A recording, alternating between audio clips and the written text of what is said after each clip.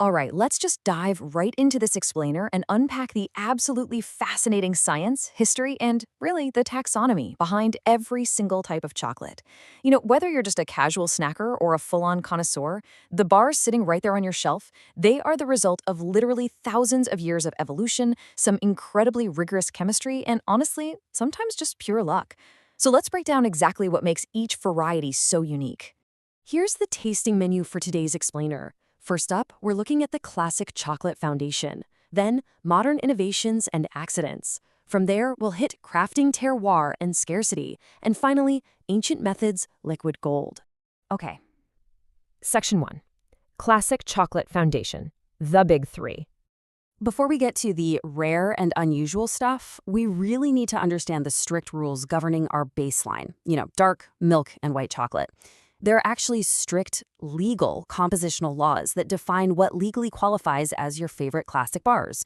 Take dark chocolate. To legally be called dark, it's got to have at least 50% cacao solids, though some of the super premium bars push that all the way to 99%. Milk chocolate, that requires a minimum of 10% cacao solids, but it introduces at least 12% milk solids into the mix. And then there's white chocolate, which famously contains absolutely zero cacao solids. It relies entirely on a minimum of 20% cocoa butter and 14% milk solids to get that incredibly rich profile. It actually took thousands of years of human ingenuity to create the smooth staples we eat today. It's like a giant historical puzzle. It all started way back around 1500 BCE when the Olmecs first cultivated cacao in Mesoamerica. Jump forward to the 19th century and Belgian chocolatiers figured out the conching process, basically grinding chocolate for hours and hours to achieve that crazy smooth texture. Meanwhile, over in Switzerland in 1875, chocolatier Daniel Peter spent 8 grueling years trying to combine milk with chocolate without it completely spoiling. He finally nailed it by teaming up with his neighbor, Henri Nestle, who, conveniently enough, had just invented powdered milk. Fast forward a bit to 1930, and Nestle commercially introduced white chocolate to the world. Now, if you've ever found yourself in that classic debate over which continent makes the better milk chocolate, it really all boils down to history and preservation. America's signature flavor, which, has that distinct, slightly sour tang to it, was literally born out of necessity. Hershey's original recipe used partially lipolyzed milk. That was a specific technique to preserve the milk back before refrigeration was a common household thing. And that flavor just became so ingrained in American culture, it became the gold standard. Contrast that with the European style. That evolved from that Swiss powdered milk origin we just talked about, resulting in a much smoother, creamier profile completely without that tangy bite.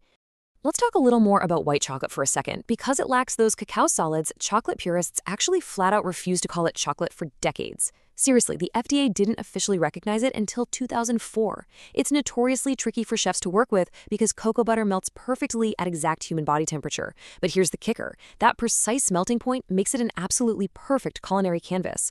Without the heavy, dominating flavor of roasted cacao getting in the way, chocolatiers just love using it to carry and highlight super delicate flavors like vanilla, matcha, or freeze-dried fruit. All right, moving on to Section 2, Modern Innovations and Accidents, Breaking the Mold. 13. That's how many grueling, exhausting years it took the Swiss chocolatier Barry Callebaut to unlock ruby chocolate. They finally announced it in 2017. It's made from these specially processed ruby cacao beans sourced from Ecuador, Brazil, and the Ivory Coast. By processing these specific beans without fermentation, they actually unlocked natural precursors that create this stunning pink color and a tart, almost berry-like flavor.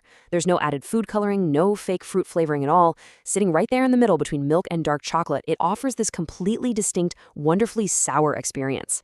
Now, moving from rigorous intentional science to a completely serendipitous mistake, what actually happens when you abandon white chocolate in a hot water bath for way too long?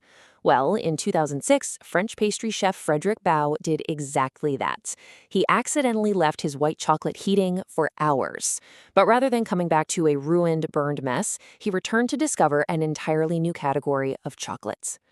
The reason it didn't just burn into a crisp comes down to the mild reaction.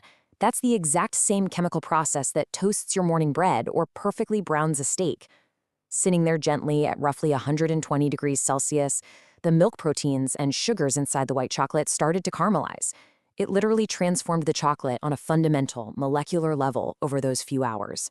This little kitchen accident created what we now call blonde chocolate, or caramelized white chocolate. The company Valrhona realized the absolute genius of this mistake and commercialized it as dulce back in 2012. It gave the world this incredibly rich, golden, buttery cross between white chocolate and butterscotch.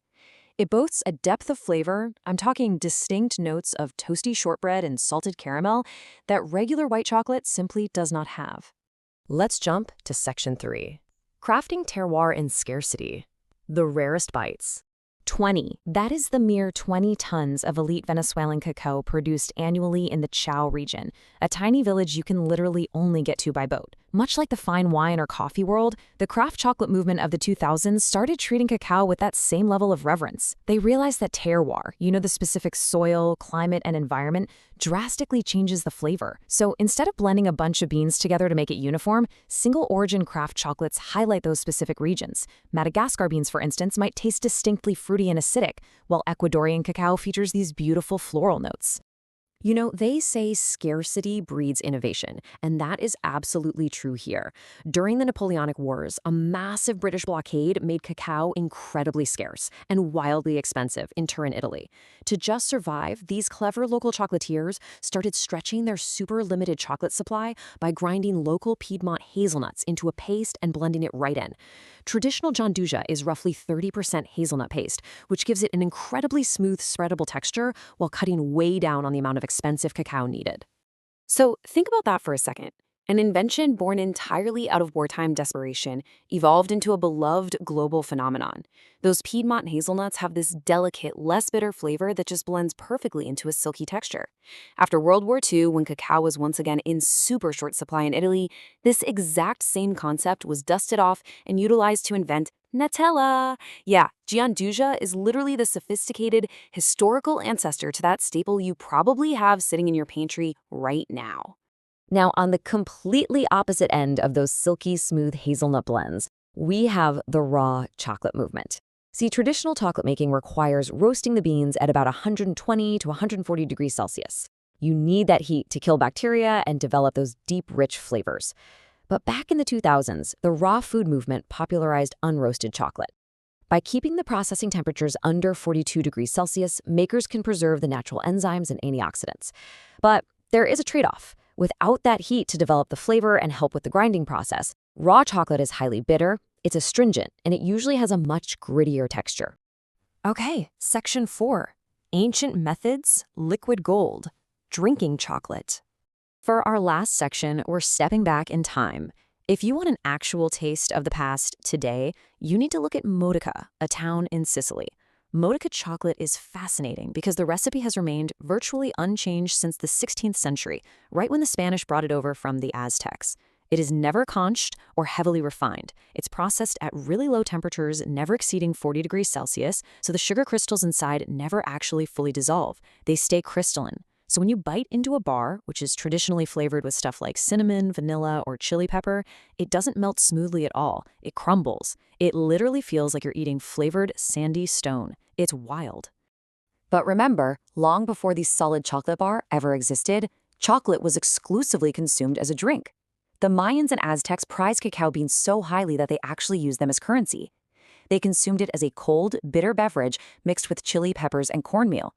It wasn't until the 1500s, when Spanish conquistadors brought it over to Europe, that the script totally flipped.